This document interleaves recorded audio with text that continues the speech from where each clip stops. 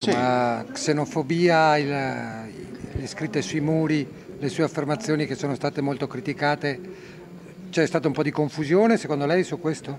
Beh, direi proprio di sì, basterebbe leggere la mia dichiarazione, quella in calce che ho scritto io, per capire che tutti quelli che hanno fatto le critiche non l'hanno mai letta. Ma ho avuto con prova dai molti cittadini che mi hanno scritto che quando gli ho allegato con una risposta cortese il mio intervento scritto, mi hanno addirittura ringraziato scusandosi. Spieghiamo, la vicenda è nota, c'è stata una violenza in un paese del Veneto, protagonisti tutti stranieri, violentata una turista straniera, lei dice venga il nuovo ministro a parlarne, poi compaiono anche delle scritte contro questo ministro ed emerge una realtà dove c'è una realtà del Veneto forse anche xenofoba. Ma io direi che innanzitutto il tema delle scritte, il tema delle dichiarazioni dell'onorevole Borghezio sono assolutamente da bocciare e non sono assolutamente da sottoscrivere e da sostenere. Bocciare senza diritto di appello.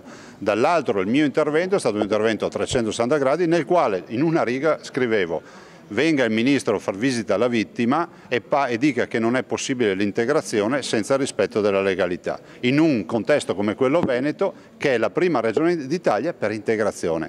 Mi permetta anche di dire che a me sembrava il minimo, visto e considerato che il cittadino coinvolto, la cittadina, è straniera.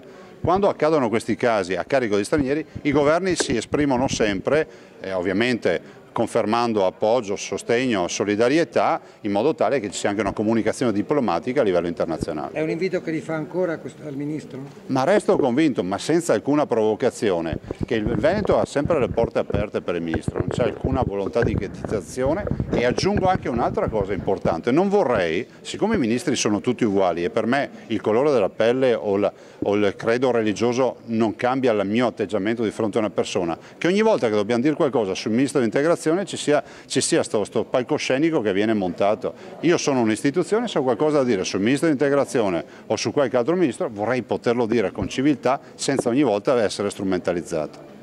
Quindi benvenuta alla Chiesa in Veneto.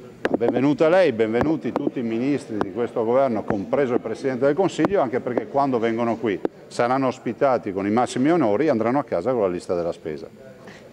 A proposito di lista della spesa, ci sono parecchie cose che vorreste da questo governo.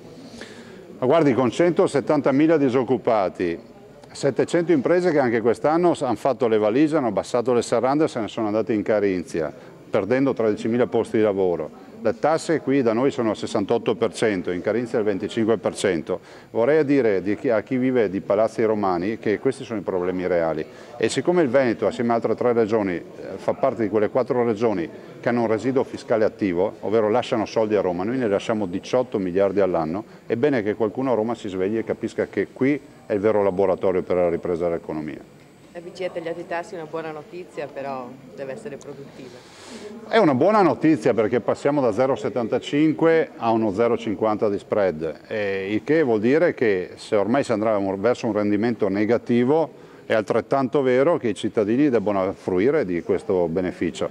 Non vorrei che ci fosse sempre l'intermediario banca che fa sì che ai soldi a poco costo dalla BCE, dalla Banca Centrale Europea, e poi li gira il cittadino magari guadagnandoci un po' troppo sopra. È già accaduto quando la BCE ha immesso sul mercato veramente sbagliate miliardi di euro qualche mese fa per i prestiti a breve, io spero non accada ora. Avete argomenti per convincerli o è solo un monito? Ma ce li ha il popolo, 170.000 disoccupati, 65.000 cittadini che si sono suicidati e le difficoltà delle nostre imprese sono già dei buoni argomenti.